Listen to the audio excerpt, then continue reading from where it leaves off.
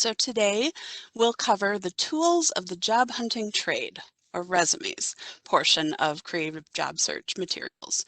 And given this breakdown, we will be sure to stay on task and talk about resumes only. So please note again, for those of you who may have just joined us, that all slides and speaker notes will be emailed to you.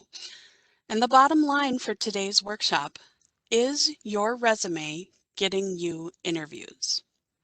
Are you targeting your resume to the job posting before you click submit? If not, this session will help you understand why targeting is such an important thing to do and how to do it. We will discuss resume formatting, applicant tracking software, and accomplishment statements, and briefly touch on cover letters as well. So let's quickly go over some slides on employment applications. Why in the world do employers ask for both an application and a resume? Is it to torture us? Go ahead and type your short theories in the chat box. Now, the biggest difference I can draw for you is that one is a form created by the employer to compare apples to apples, and the other is a marketing tool created by you. So biggest difference that I'm drawing for you is one is a form created by the employer, the other is a marketing document created by you. Always read through an application's instructions and as much of the application as possible to see what it entails. Sometimes you can't click through before you've entered things, but give yourself plenty of time. An average job application may take around an hour to complete. Plus, you'll need a few hours to target your resume to the job posting, and about, I'd say, another half an hour to draft a cover letter. Read the small print. Including your signature at the bottom of applications, even an online signature, confirms that the accuracy and truth of the information you provided is to the best of your knowledge when you're filling out these applications. Make sure to fill out everything. Be complete. Oops, sorry. Use not applicable if necessary, but please don't leave anything blank. Remember the power of first impressions. If the employer can't count on you to carefully and completely fill out an application, why would they assume that you'd carefully and completely complete your work? So keep good records as you're going through your job search. Each employer is likely to require you to create at least a password on their online application system. So write it down or enter it into a spreadsheet. Just however you do it, keep good records. This is one of the most common and most agonizing struggles we see in our career lab. Remember, the application is just one of the first impressions that you'll be leaving with the employer. So create a spreadsheet for free using your Google or Gmail account or your Microsoft account at Outlook, MSN, Live, or Hotmail, and you'll be able to keep easy track of those things. All right, Art, do we have any questions on applications specifically? Nothing that I see, but I really like that point you made about the difference between, that a resume is the marketing piece and a application is potentially a filtering device. It's because a lot of people see them as the exact same thing, and they question, why should I put the same information in both? Be aware they are seen separately. They do have to stand on their own.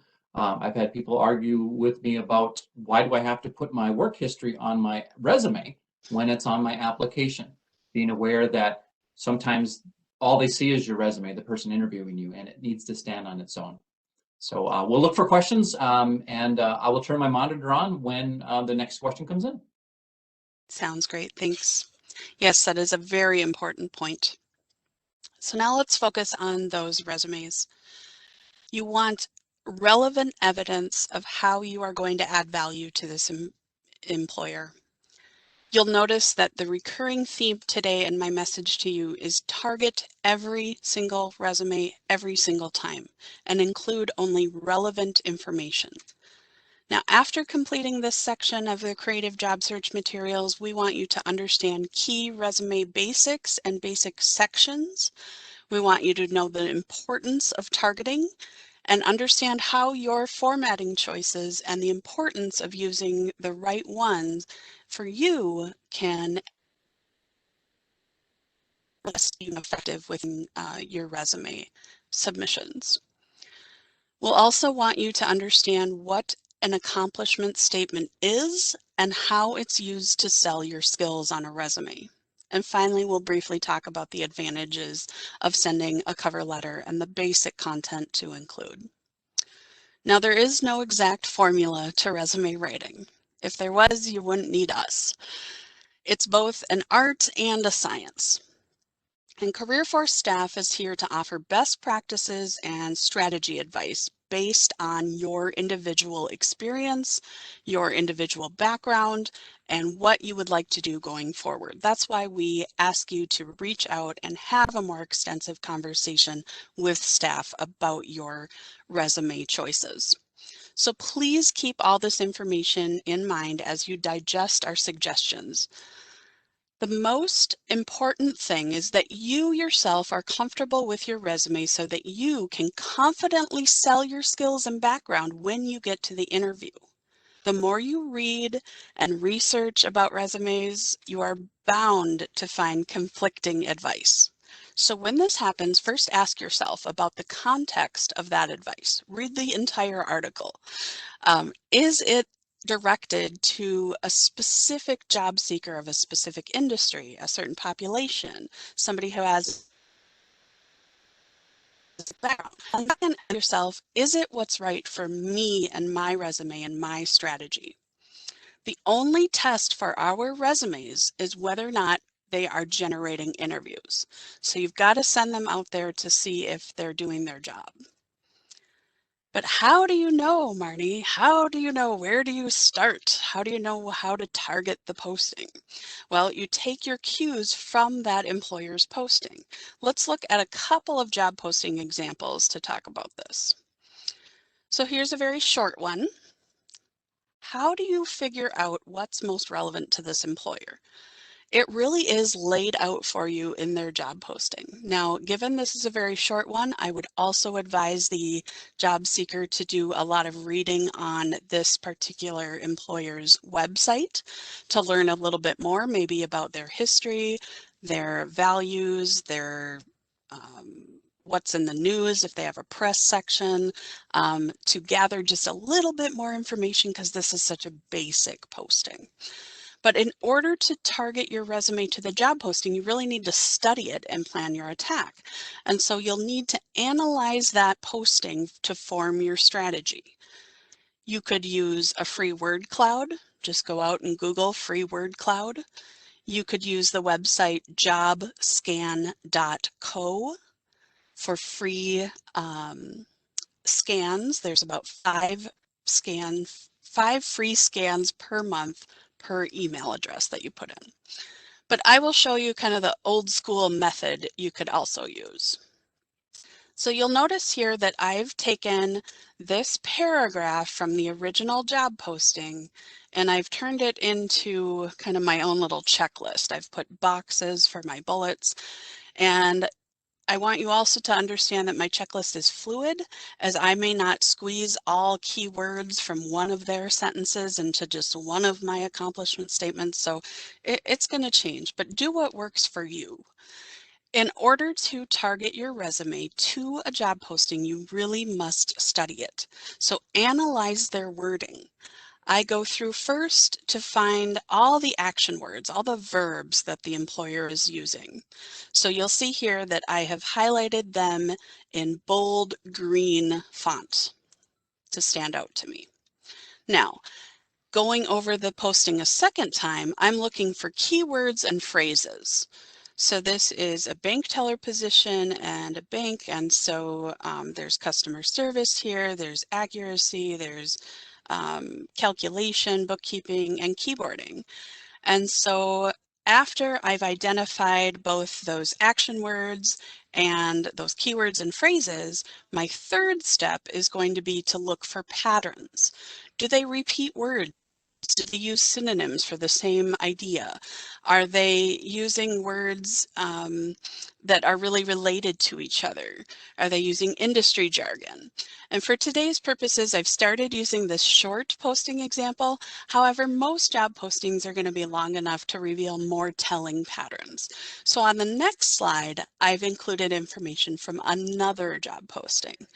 So here you can see I've completed those first two steps. I've identified those action words in green bold, and I've identified those keywords and phrases in yellow. Now remember, all of the slides that we have today and the speaker notes from today's presentation will be emailed out to you, so you can see this a little bit clearly when you get it on your own screen. Here's the tally from my third step of this longer study and analyze job posting example. I've identified patterns here. Root words are counted together and then priorities start to emerge. So in this case, my recommendation to the job seeker was to ensure that those 3 highest important words showed up very prominently on the top third or top half of her resume. Now, when you're writing a resume, this is not a complete history of your work since birth. It's only a preview. Think of it like a movie trailer. It's just enough to get that employer interested and really wanting to know more, so they invite you to that interview for the big show.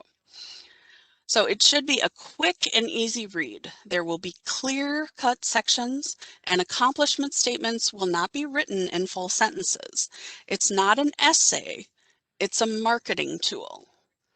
So remember, it's also a fluid document, and its purpose is to get you an interview. So if it's not working, change something. Now, in the chat box, I want you to take a guess at this question. How many seconds or minutes does an average employer spend reviewing your resume for the first time? I'll say that again. How many seconds or minutes does an average employer spend reviewing your resume for the first time?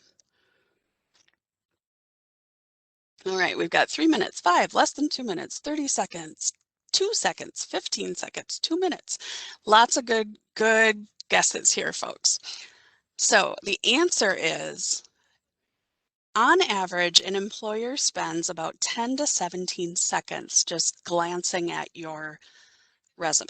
So you really need to catch their attention, grab it right away. Again, think of that movie trailer, just enough to get that employer interested and wanting to know more.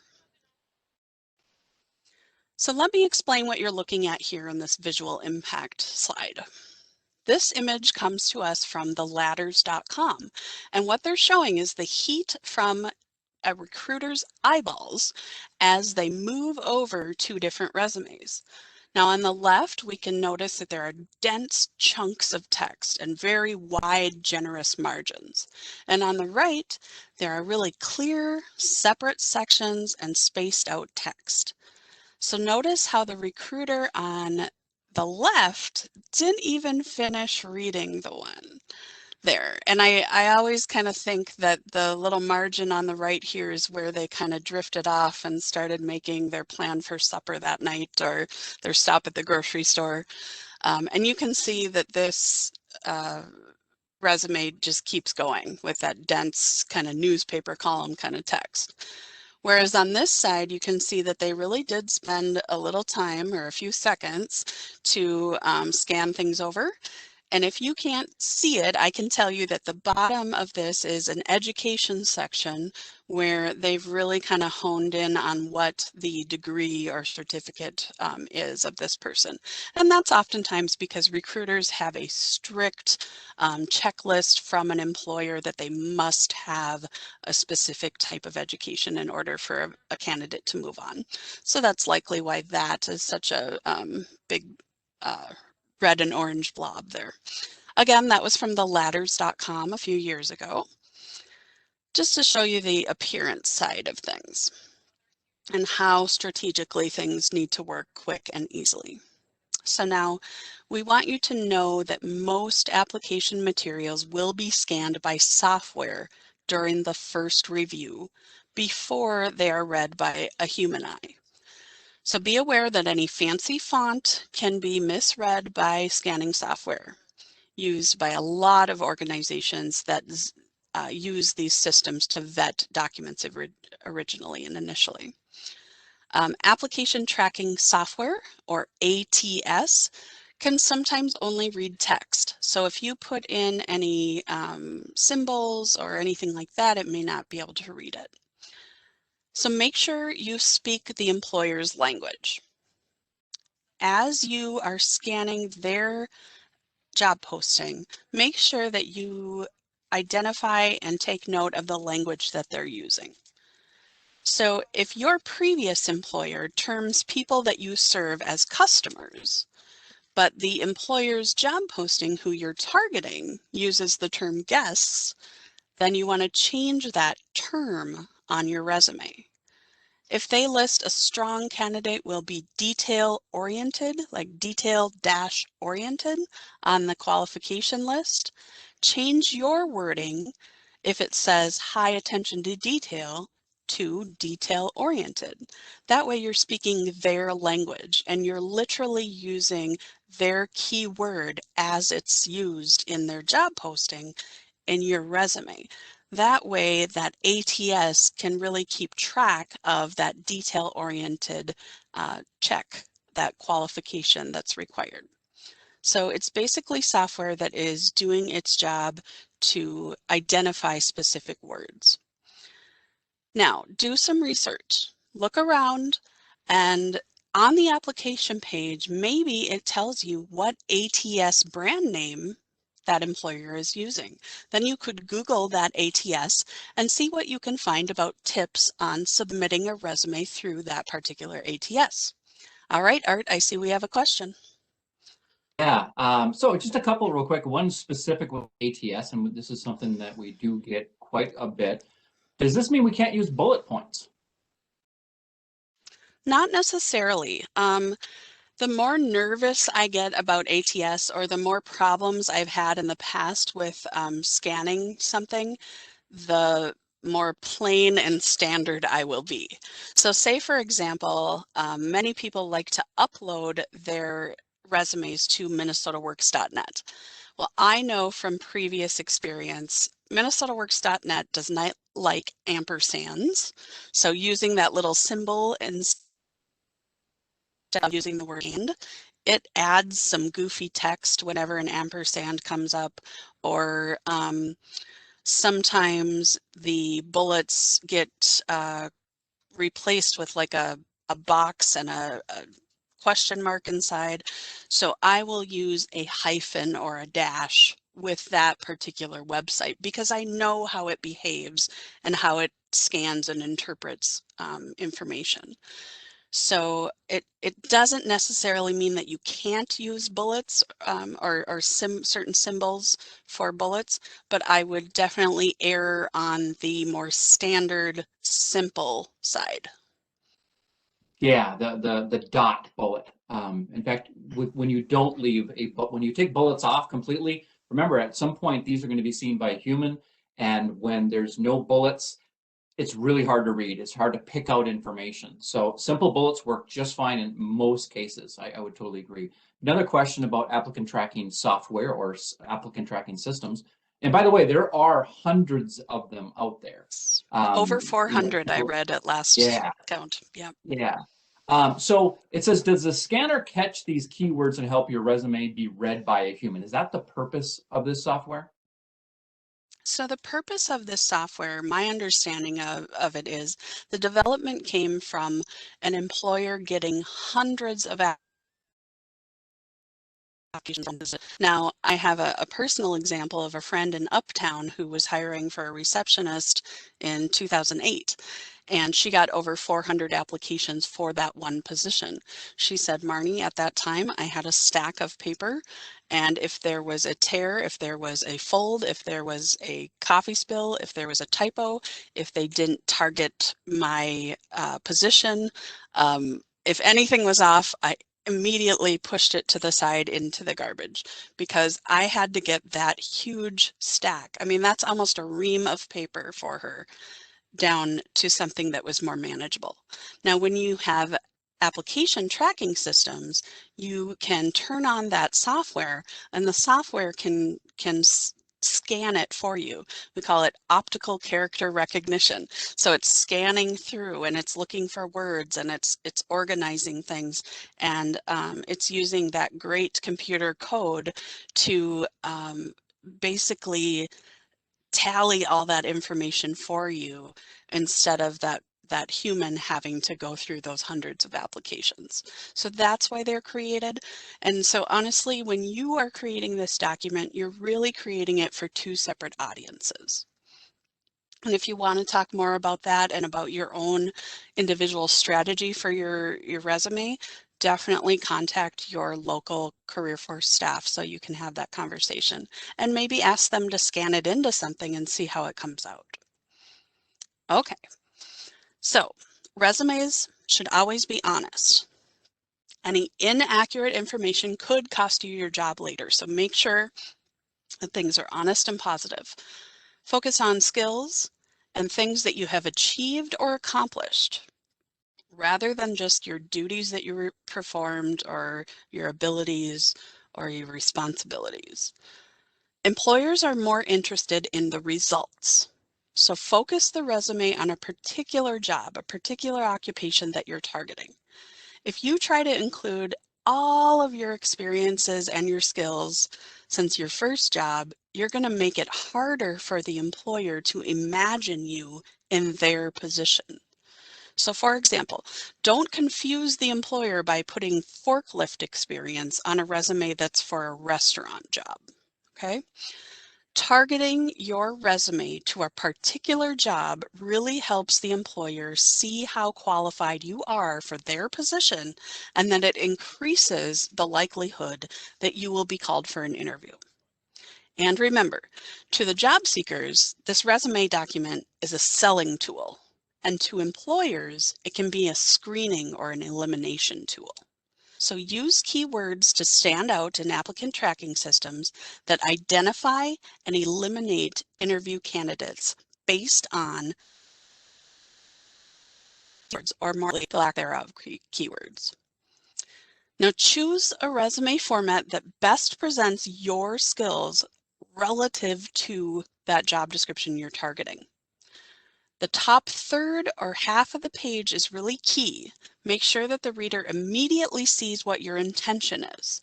Now your intention, that could be called a professional title, Marnie Kerfman, comma, RN, if I was a registered nurse, or it could be an objective statement, or it could be a profile or summary statement.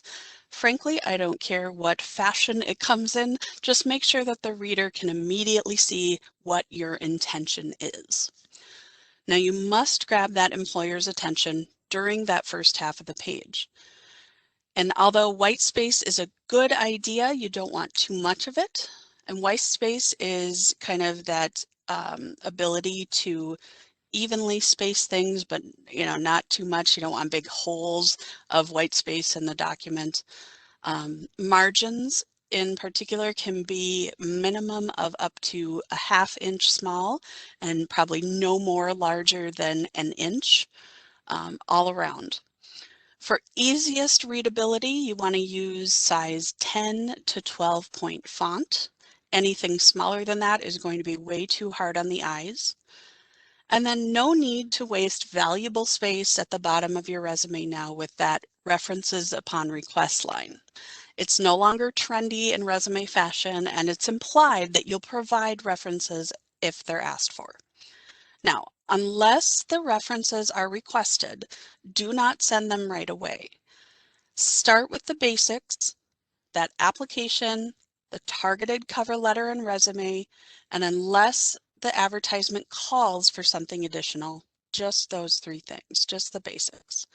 Now, if references are requested, place them on a separate sheet of paper with the same name or contact block that you've used on your cover letter and resume. Now, we want you to target every resume every time. no matter where you're posting it or who you're submitting it to, make sure you target it. So whatever format you choose, you're going to change it a little bit each time, that content, the substance, so that you are targeting that employer and that role that they've advertised. So here's kind of a quick run through of different traditional resume formats. There's no test afterwards. This is not terminology we ask you to memorize. We just want you to see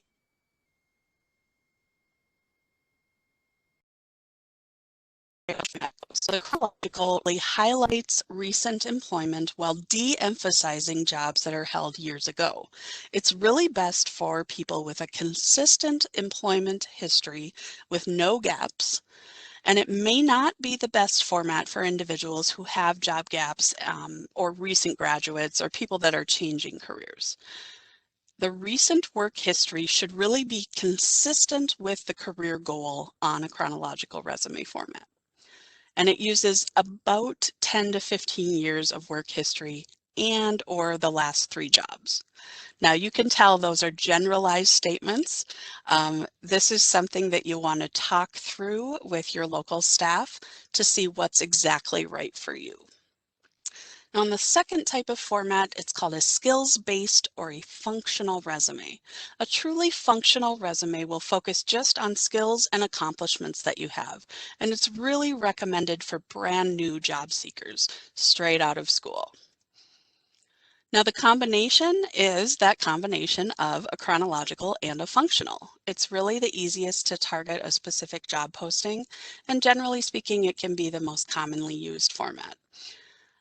It allows you to focus the top 2/3 of your resume on those specific accomplishments that are very relevant to your target, and it condenses your work history into and again, all these will be sent to you in a follow-up email tomorrow. All right, we have a quick break here, but I don't see Art popping up, so we're going to keep on going. Oh, there he is. Do you hear me? Yeah, sorry, it takes a while to get the video up. I do have a couple questions. I've answered a few in the chat box as far as what type of font and the size of font. Do you have a few questions about having multiple different types of resumes with different focuses? So if you are looking to maybe look at 2 different careers, maybe you want to go into food service on one side, but you have some office work on the other side. Should those be 2 separate resumes? Yes, absolutely. So again, I'll use minnesotaworks.net as an example. You can have up to 5 different resumes on that state labor exchange website. And the reason is exactly this. Let's say plan A is I want to be an executive assistant or an administrative assistant, and I want to target my resume to those positions. And I've gone to school for those positions. I've done an internship. But at the same time, I need money coming in, and it takes longer for that process than, say, the baking that I've done before. I've baked with my grandma, I've baked with my mom, I'm ready to go, and I can jump in a bakery tomorrow and bake them some bread and you know, make a little bit of money before I finally get through the second round of interviews for the administrative assistant positions. So yes, you definitely want to have those different resumes that are very focused on what it is you intend with that resume. That intention is very important, and it's important that the rest of your document support that intention. So a follow-up question to that, and this is a great segue into this. If you're focusing on one industry, do you exclude job history that doesn't relate? And the idea of the question is that would create a gap in work history. So how do you not show a gap in work history, but focus in on one industry? Right, and I think that's what a condensed list of chronological work history or work experience does. It allows you to detail exactly what work that you've done and the times that you've done it. but then gives you the room on the rest of the document to really focus on what it is you want. So it shows a good solid work history and a small condensed list, but it allows you to focus most of the real estate that you've got on what your targeted industry is. So very good question. And again, you really want to make sure that you're talking this over and maybe get a resume review from your local career force staff. All right, gonna quick get on here. So let's go through the basic resume parts that every resume is going to have. So we've got the name block with the contact information. You want to use your full name, no nicknames, but if you do go by a shortened version, feel free to do as we've shown here. Instead of Elizabeth, you go by Liz, so maybe you want to put that in there and let people know that's what you're called. Now, many advice or a lot of advice out there agrees that removing your street address is a good idea. Not only is it a security concern for folks, but it can also allow you to be geographically profiled, and no doubt it will be required on your application. Now, as a best practice, we encourage job seekers to pick just one phone number, make it simple for the prospective employer when they go to contact you, and make certain that the number that you use is the one that you'll answer most of the time. And also make sure that you have a good, solid, professional greeting on that voicemail. Now, for most people, this will be a cell phone, but there's no need to label it as such. A phone number's use is implied by its format, and labels are just going to add clutter that distracts from essential information. Be aware that your outgoing voicemail message needs to be professional, folks. No ringback tones, music, Bible verses, etc. Keep it simple, give them your name, let them know that you will call them back as soon as possible. In your email address, keep it professional. If you have one that you've been using since high school, please go ahead and create a new one. They are free. And keep it some version of your name. Now, I know if you're a John Smith, that can be hard, and maybe you need to add numbers or something, which is fine, but avoid numbers that appear to be the year of something, the year of your birth, the year of your graduation, your wedding, your, whatever it is. 84 makes me think of 1984. 92 makes me think of 1992. So just make sure you understand that first impression when people glance at your email address. If you are active and your profile is complete on LinkedIn, if it's up to date, go ahead and include your LinkedIn profile or your Working Hands profile link. Now, again, I talk intention. Your intention may be labeled, it may be just sitting out there. It might be labeled objective, profile, summary. Basically, it's an indication of the target of your resume, and it comes immediately at the top. Now, you want to avoid any real wordy statements that start with generic introductions, such as seeking a challenging position with a growing company. Now, who does that little phrase serve? A challenging position? That's for you. And you want a growing company? That's also for you. So remove any instances or any referring to I, me, or my from your resume. You don't want to use any me-oriented words or phrases in general. And you want to stay away from pronouns in general as well. Instead, offer the value to the employer that they will gain by hiring you. So for example, you could say, seeking part-time position in the floral industry, offering expertise in merchandise trimming and preparation at high standards, and a record of always operating with the best interests of the employer in mind.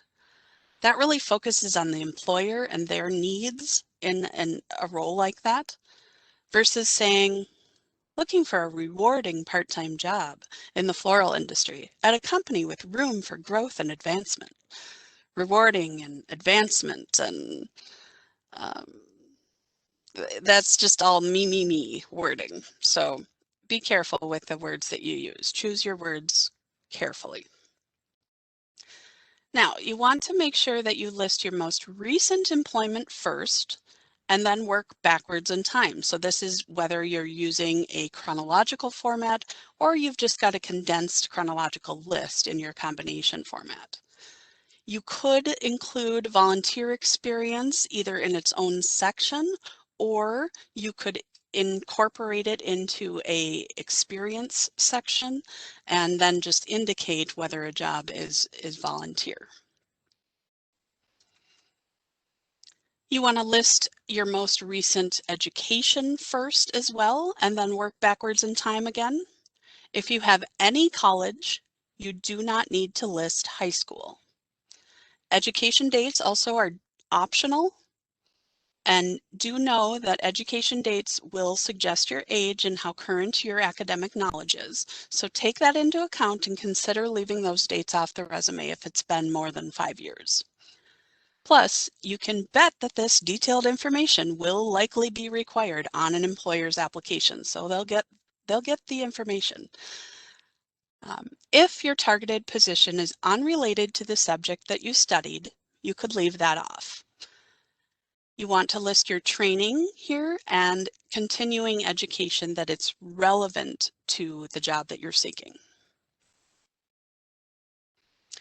Now, you can list organizational memberships if they are related to the target job. You want to include awards or any recognition that you've received at work. And you want to only list hobbies if they are related to the job. So if your target job is at a Barnes & Noble or a library and you love to read mysteries, go for it. But if you love long walks on the beach, I'm not sure what job that's going to help you with. Be cautious of including any affiliations that could be polarizing. So anything political or religious, you may want to use some neutral language. If you are a church volunteer, that's great. Just leave out, the denomination or something like that. So ideally for an accomplishment statement, excuse me. Well, Marty, Oh, we have art. there. Yes. Take that as an opportunity to jump in here. Do you have a couple of questions? One of them is a very common question throughout the last year of Marty and I doing this is, how do you explain a job gap due to COVID on your resume? Right. So on your resume, you are not going to talk about this. In most cases. I've not seen anyone do this where it seems natural or necessary. On the resume, remember, this is a marketing tool about your ability to do the job that they've advertised. So really focus on that. And most of us are using a one-page resume, so there's only limited real estate. Make sure that everything you have on there is adding value to that employer. The reason for your job gap is not adding value to the employer. In an application, there may be a reason for leaving spot, and you can say layoff due to COVID. You can say furlough due to COVID, business, eliminated, position eliminated. But the resume is not a place where you want to advertise gaps or things like that. Now, if you have a gap that included a study abroad, a volunteer experience, a caregiving experience, something that adds to your work history or your experience, then maybe I would talk with you about doing that. And I've had those conversations with people. You take 2 years to take care of a parent. You take over a farm and you work the farm for 15 years. You become a stay-at-home parent and that is your full-time job. Then we probably put that in your work history or your experience. But the reason for leaving or the explanation of gaps is not something that we talk about on the resume. And be aware that like no other time in my 20 years of doing this, employers understand. Employers run into this every single day. They've probably been closed themselves. They are desperately looking for, in many cases, employees, and a 6 month, a year gap on your resume is not something they're too concerned about right now. Two more quick questions, and then we'll move on. How about names, nicknames? I'll use my name as examples. I go by Art, but my legal name is Arthur. What do you think about as far as consistency on your resume, your correspondence, that sort of thing? What's a good rule of thumb? I really like the example they've used here, where the legal name is Elizabeth, but you've got that Liz in parentheses there, or in quotes. Um, if you can do something like this, I think you only have to do it once at the top of your document. Like if this was a cover letter, you would use this same language, and then you would sign it Art or Liz, with your full name under it. I don't know, Liz, Art. Yeah, Art, you've got a name like that. So what's your personal opinion? What do you usually do? I'm not too concerned about it as far as anyone understanding the Art versus Arthur.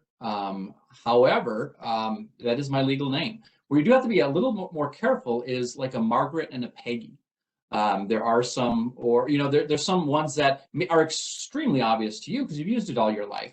If someone can't make that logical jump, I worked with someone for 10 years and I got an email from him because we never email corresponded, but we worked together.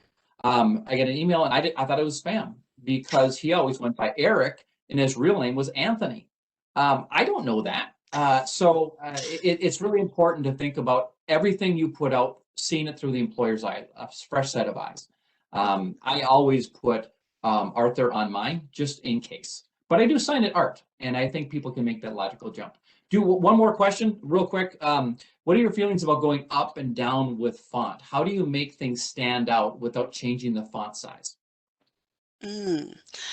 I really am partial to names being huge and bold. I really think as, even as a manager, if you get 10 to 25 um, physical resumes given to you, as you page through those, I think that name will stick in your brain a little bit better. That's kind of a personal strategy thing that I think about, because I think the rest of the information just kind of blurs together sometimes because it's so similar, because your candidates have been sifted through to those 10 or 25 because they're qualified, right? As far as section titles and other things like that, as long as they're consistent and they're not overly generous, I've definitely run into that in the last week or two doing some resume reviews via email where people are using 14 font for a lot of headers and things, and it's just taking up too much space. I wouldn't change things up too much. What I really want you guys to focus on is the substance, the content, and that's what we're going to get into in this next slide. So I think it's really important to focus on that accomplishment statement substance, because that's what's most important. That's what's going to show that you are qualified. And so anything like formatting, send it in for a quick resume review and say, I've worked really hard on the content and the accomplishment statements, but if you could look at my formatting real quick, I'll take a quick resume review versus something that's going to be 2 to 3 days.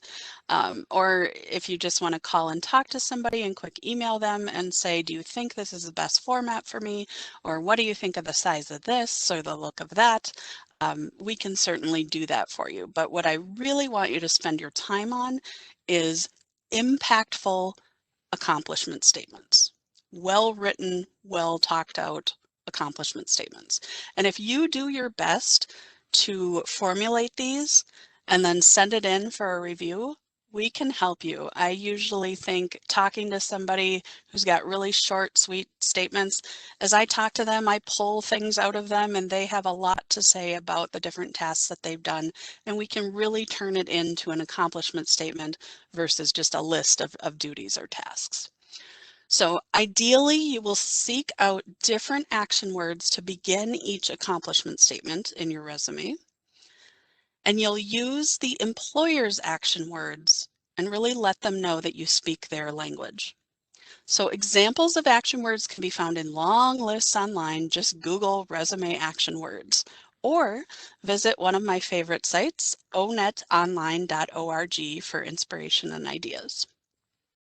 Now, in a lot of email resume reviews, I will often alphabetize people's accomplishment statements or their bullet points to highlight repeated action verbs or adverbs. And we want you to know that that redundancy can be off-putting in resumes. It can be perceived as a sign of disorganization or a lack in attention to detail. And sometimes those repeated action words can mean that you could combine those statements. Or you can right-click on the repeated word and check out the list of synonyms that Word gives you. Or you could go to thesaurus.com and find some synonyms. Or again, you could Google resume action words and get some new ideas for that.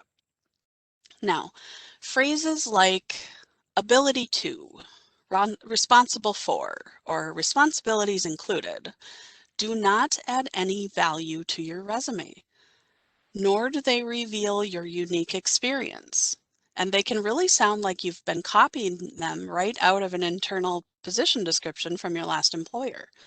So this is why we teach about accomplishment statements, aka skill statements, impact statements, or power statements.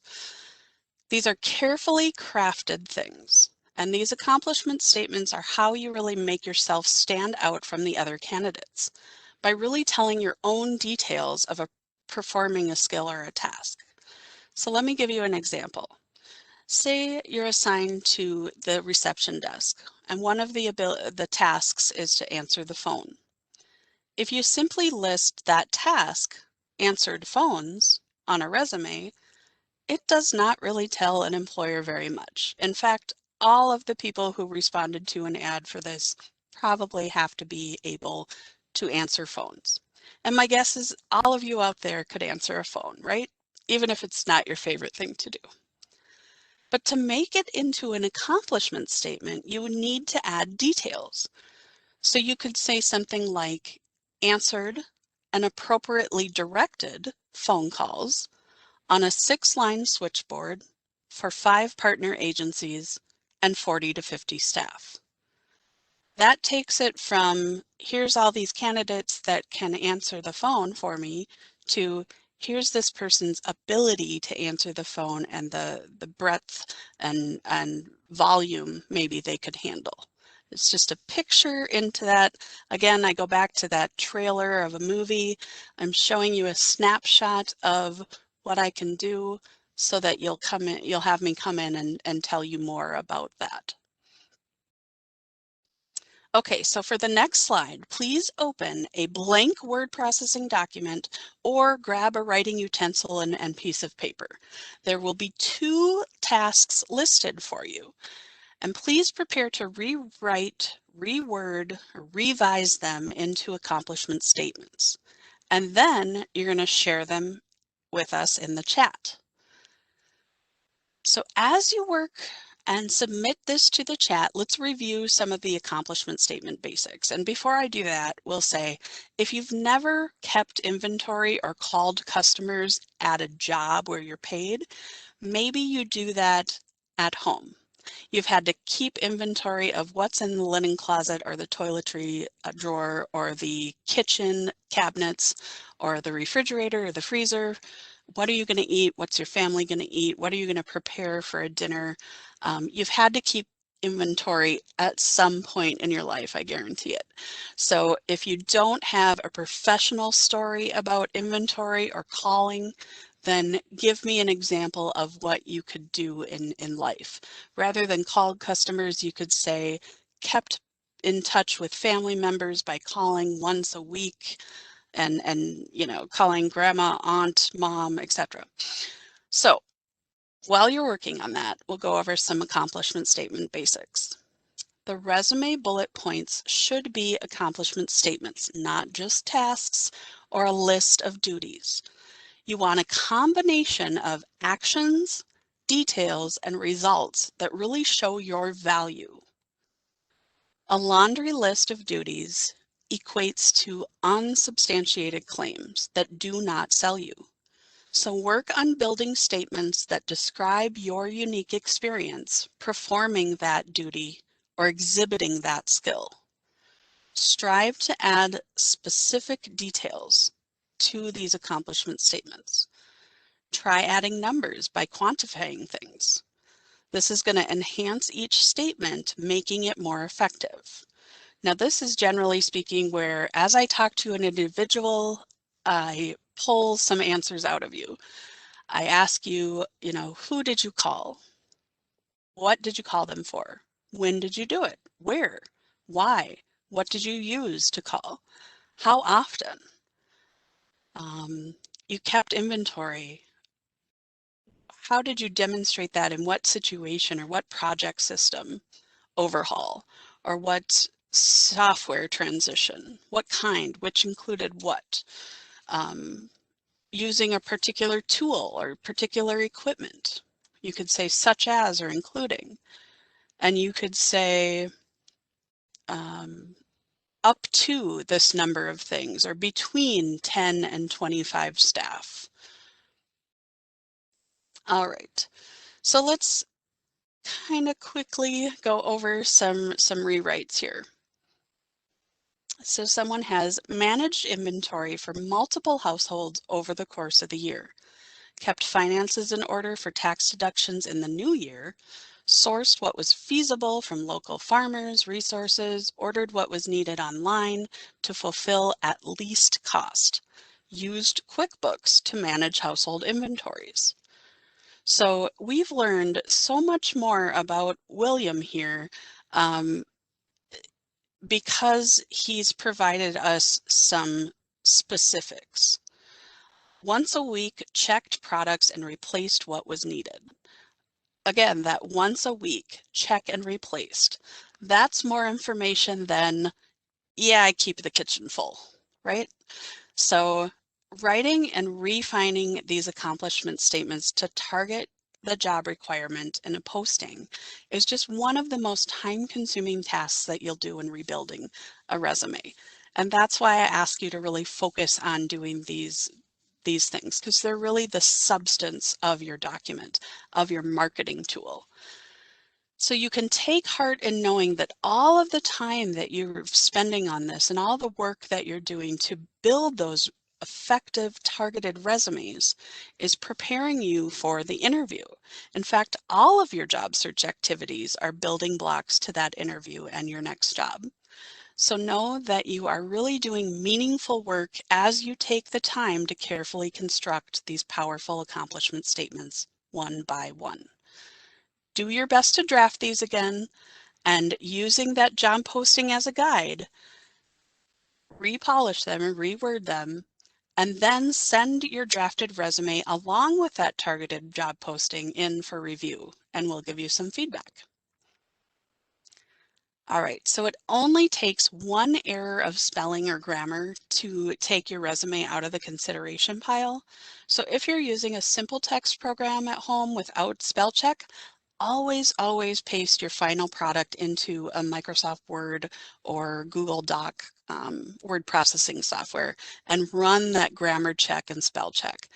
If your resume, again, bottom line, if it's not winning you interviews, have it reviewed. To locate your local email address for a resume review request, go to careerforcemn.com/locations. Now, as mentioned at the beginning of the presentation, please give yourself plenty of time when you are planning to apply for a position. I will reiterate here that an average application may take you around an hour, plus you'll need a couple or a few hours to target your resume to the job posting, and maybe a half an hour to draft a very short cover letter. Although some may say that a cover letter is a formality or even that it's obsolete now, every resume needs to be accompanied by a cover letter. That's what we teach as a best practice. Use the same name or contact information block as on your resume and address the letter to a specific person whenever possible. Always try to find an individual's name to address the letter to. And then after exhausting all your research angles to find a name, use Dear Hiring Manager. Each cover letter should be targeted towards the job posting, but should not repeat anything from the resume. And remember that unlike the resume, the cover letter is a chance to actually write in full sentences. So really show off those skills here. Avoid starting too many sentences with I or my, if possible. Remember that the entire letter is by you, about you, so no need to reiterate that fact with every sentence. Now, to be honest, we don't know if cover letters are going to be read or not. Unless you're completely familiar with the person who's reviewing application submissions and you know their personal habits and preferences, you really have no idea. So just in case, do not repeat your resume. Cover letters must be short, to the point, and easily skimmed just like the resume. I would say 3 paragraphs in total, no more than 3 to 5 sentences each. And if you indicate how you will follow up to the employer, make sure that you mark it on your calendar and make the effort to do that. And remember, following up does help you stand out from the crowd. If you are asked to, go ahead and indicate salary requirements in the form of a range that comes from your marketing or that comes from your research of local competitive wages. And if you haven't found that on the Minnesota state websites yet, that's something that we can help you with. And finally, make sure that you proofread and edit your cover letter. You don't want any mistakes. All right. We'd have just seconds Well, that for brings maybe us. one last question. Sure, we can take one, and we will take a look at the chat, Marnie and I, and if there's any questions that we weren't able to get to, we'll do so. Um, there's one question I want to get to because it is a tricky one. What if you work 2 jobs at one time? Maybe you did a side hustle or had a consulting job along with another job. When would that be relevant to list those 2, and how do you deal with the overlapping dates? Hmm. Well, very carefully, I guess. It really depends on what your format is.